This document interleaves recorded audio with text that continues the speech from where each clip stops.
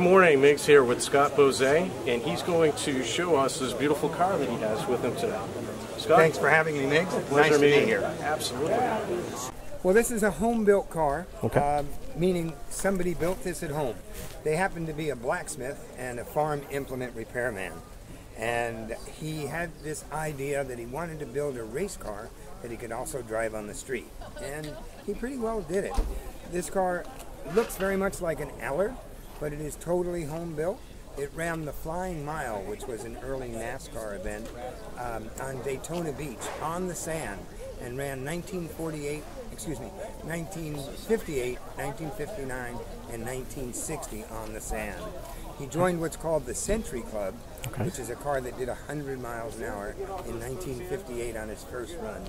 And before he was done, he'd run 146 miles an hour on the sand.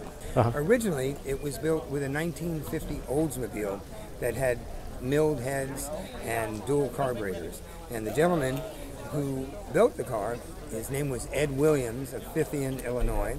He drove with that engine until the mid-60s when he blew the engine up, getting ready to try and run at Bonneville. Time trials, he blew the engine, and at that time he bought a crate motor, which is the motor that's in it today.